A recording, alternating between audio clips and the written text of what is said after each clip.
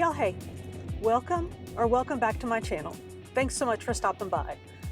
We, of course, are headed oot and a boot. We got to run a couple of errands. It is the middle of my weird, breaky teaching day, so I got to run an errand. I thought I would take y'all with, so let's go and we can talk about some stuff.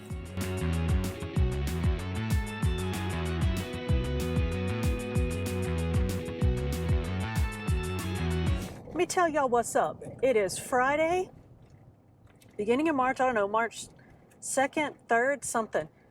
Y'all, I'm tired, like tired. Now, let me start this out by saying that I know I am well, I am healthy, so I'm not trying to like enter into the, oppression, woe is me Olympics and say, oh, I'm so tired. And then somebody else says, well, you don't know tired. I'm tired because this and that. I know. Everybody has their thing. I get it. Y'all, I'm just tired. I've been working a lot.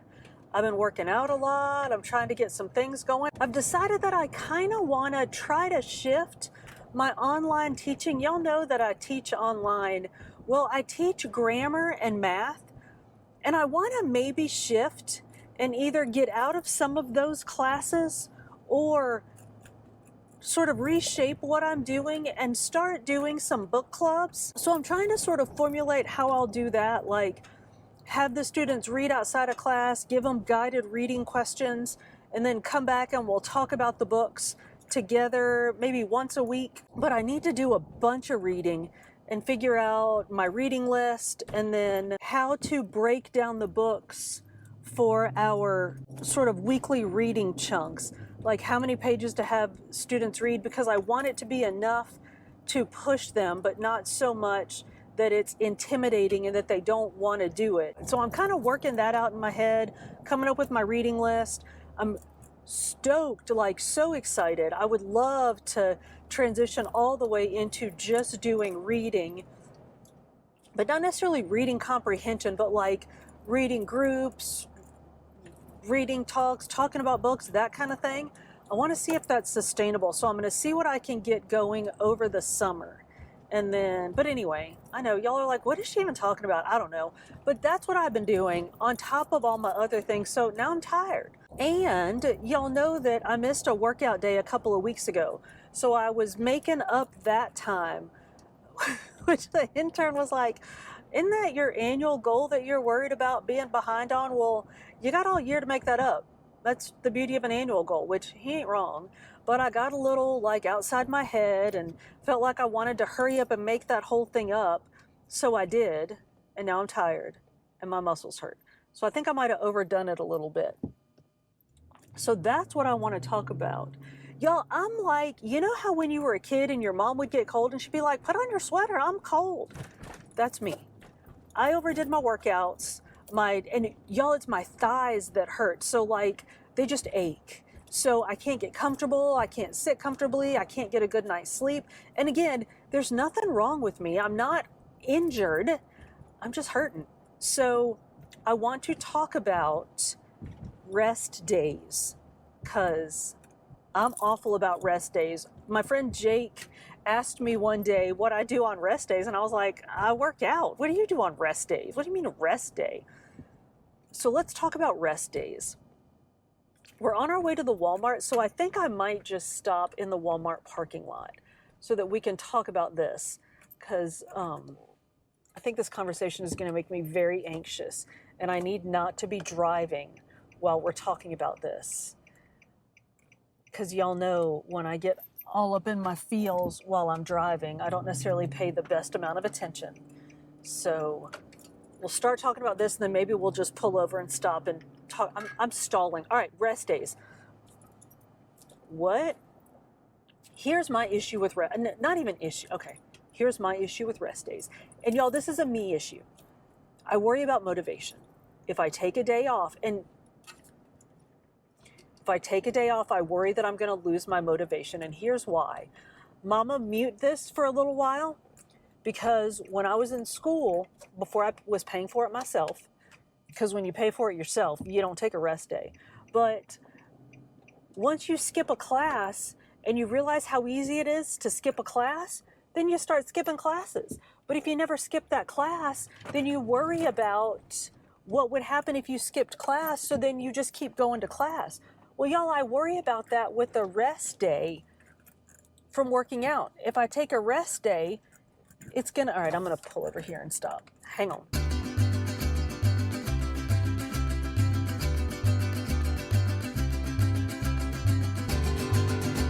So I worry that if I take a rest day, that I'm gonna lose my momentum and not wanna get back to working out. I know that that's probably irrational. Okay, it is irrational. I won't even say that it's irrational because I'm so irrational about it. But let's talk about rest days. Research shows that you should plan to have at least one rest day for every 7 to 10 days that you work out. Why? Why do you need a rest day? Let's talk about the benefits of resting. Well, for one, it'll relieve muscle tension and soreness because resting allows for the removal of lactate from your muscles. So you take a rest day, your muscles rest, and you have reduced muscle pain and soreness as a result. We've all heard this one. Rest days allow for repairing and building of muscle, right? When you work out, it causes micro tears in your muscles. So when you rest, those micro tears can heal and you build muscle. Resting allows your body to replenish the glycogen stores in your muscles, which is where you store energy. So rest days allow you to replenish your body's energy stores. Rest days can also help prevent injury because overexercising puts repetitive strain and stress on muscles, which can easily lead to injury. And y'all, rest days can also allow your mind to rest. Overexercising can tire your mind as much as it tires your body, and a tired mind can lead to poor decision making, which leads to injury. So rest days can allow you to rest your mind. All right, well, that's all well and good. How will you know if you need a rest day? Well, if you're experiencing persistent muscle pain and soreness, you might want to take a break. And y'all, there's a difference between that like good discomfort feel you get when you have a good workout and muscle pain and soreness. Athletes know the difference. Don't lie to yourself and say that your muscle pain is just soreness from a good workout. Or if you're unable to complete a workout. Now, sometimes you just overprogram yourself. We've all done that. And you have to listen to your body and back off and maybe not complete your reps or something. That's different. If you can't complete a workout routine that you know you should be able to do, you might want to think about taking a rest day. If you continuously feel sluggish following a workout, you might be overdoing it and you might need to take a rest. If you find yourself getting injured or becoming ill more often, you might be wearing yourself out and you might need to take a rest. Or y'all, if you find yourself binge eating or craving comfort food, you might be wearing your body down and you might just need to take a rest. This is a big one and this is scary, y'all. And this is one that I feel like we need to watch for in ourselves, but also be aware of this in your friends that work out a lot. And that's changes in, I don't know, what I'll call mental behavior. Mood swings or mood shifts, irritability, insomnia, or prioritizing fitness over absolutely everything else. Y'all, these are all indications that something's going on. Maybe it's just exhaustion. Maybe you really just need to take a break. And finally, if you're not seeing the benefits of the workouts that you were seeing before, say your goal is losing weight and you were steadily losing weight and that stopped, maybe the issue isn't your workouts, maybe you just need a break. Or say you're trying to build muscle. If you're not taking those rest days to allow your muscles to heal, maybe that's why you're not seeing the muscle growth that you expect. All right, so let's say you see yourself in one of those descriptions, right? Maybe you're sluggish all the time and you find yourself craving mashed potatoes all the time. You decide you need a rest day, but you're worried. Y'all, I'll be completely honest with you. The thought of not working out for a whole day, unless I'm like laying on the couch, dying sick from something, the thought of not working out for a whole day just makes me completely uncomfortable, and I can't even like imagine what that day would look like for me. A rest day doesn't mean a day where you have to like lay like broccoli on the couch. All it means is not to do intense workout like you normally do. So what are some things you can do on your rest day? I don't know, take a walk, maybe go for a slow jog. All right, y'all, I'm not going to be jogging, but I can go for a walk, maybe go for a bike ride. Now, go for a bike ride does not mean a high intensity spin workout for 90 minutes. It means go for a gentle, non-aggressive bike ride. Maybe do some yoga or some Tai Chi. I'm actually going to do some yoga when I get home because, like I said, my thighs are barking. So I think part of my problem is my hamstrings are tight. So I'm going to do maybe a little core workout to warm up and then do some yoga to stretch out. And I know that's not what we're talking about. We're talking about rest days. Today's not a rest day for me, but some Tai Chi or some gentle yoga would be a great thing to do on a rest day. And it's something that you can do in place of your normal workout if you're worried about losing momentum and getting off of your schedule. Other things you can do if you're a swimmy, watery kind of person, go for a swim. Maybe do some kayaking or some rowing. Y'all just think of some low intensity workouts that you can do that'll keep you active, but don't strain your muscles like you do on your normal workout days. All right, let me climb down off this soapbox before I hurt myself, because y'all, I am horrible for not taking a rest day, and I think it's time. So, you know what else I'm gonna do? I've been thinking about this, and I wasn't even gonna tell y'all, because I'm gonna be so awful at this, but it's March. It's time for a new bullet journal tracker, so I am going to track, I can't even believe I'm saying this. I'm gonna come up with some kind of self-care tracker. I don't know what it's gonna look like. I've been thinking about it, but I was like, I'm not going to do that because I'm going to be awful at it. Hello, that's why you need to do it. So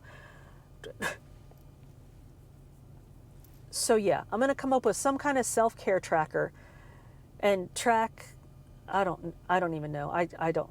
All this is so awkward and uncomfortable for me. I can't even make the word. So I'm going to go pick up my groceries before they call the police and say that I'm sitting in the parking lot stalking somebody. I'm going to pick up my groceries, go to the house, do a workout, do some yoga, teach some classes, and I'm going to make something easy for dinner. Y'all, I feel like the past 9 weeks I've been making easy dinners, but I think I'm going to make taco soup. I made tacos, that chicken taco soup that the intern did not eat because he doesn't like beans in his soup.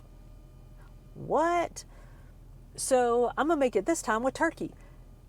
Did I make chicken or hamburger, whatever I put in it before? I'm gonna put turkey in it this time. So I'm gonna put that together and get it going for dinner. But I need to get moving so that I don't end up taking a nap in this parking lot. So y'all, I will check back with you at the house.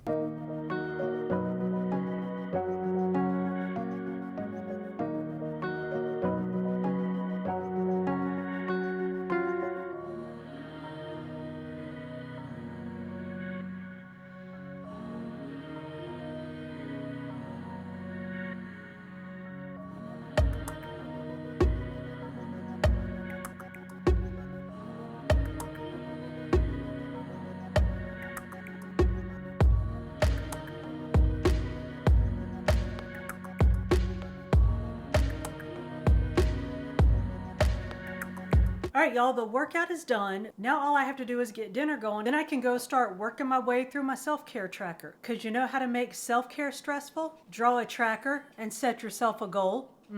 So anyway, let's get dinner started. So like I said, I'm going to make some taco soup, but this time I'm going to use turkey instead of chicken or whatever I used last time.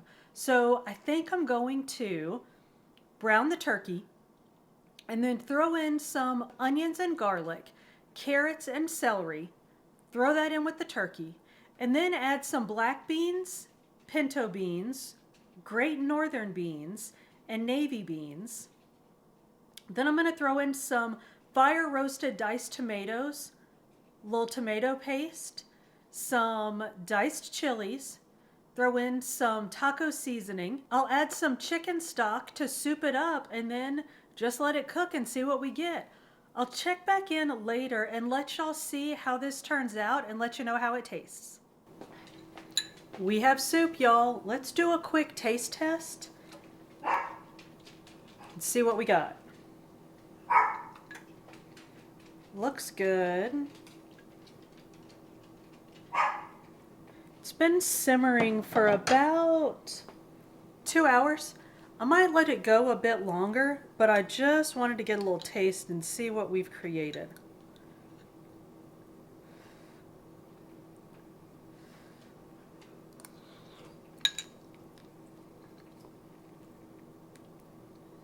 It's hot.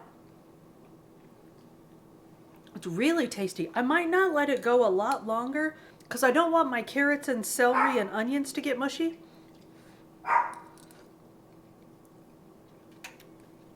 They're just about perfect and it's very tasty.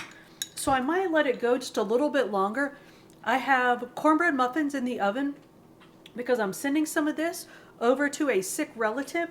So maybe I'll just let it cook a little bit longer while the muffins get done. And then I'm going to send all of that out. Now, the soup, of course the muffins have points, but the soup by itself is 0 Weight Watchers points because all it is ground turkey, beans, the tomatoes, and that I think I did 4 cups of chicken stock. So the only thing that you might assign points to is chicken stock. The stock that I used is 0 points, but even if you wanted to assign points, there was so little stock to so much soup that I think it would really divide out and you would end up with 0 points regardless. So this is a really good 0 point dish. You could even serve it with a light muffin, maybe some toast or a salad. That's a whole meal right there, and that's what I'm having for dinner. Y'all, thank you so much for coming to my channel. If you haven't already done so, please like, subscribe, and hit that notification bell. I upload food and fitness videos on Monday with some book videos sprinkled in between. See you on the next one.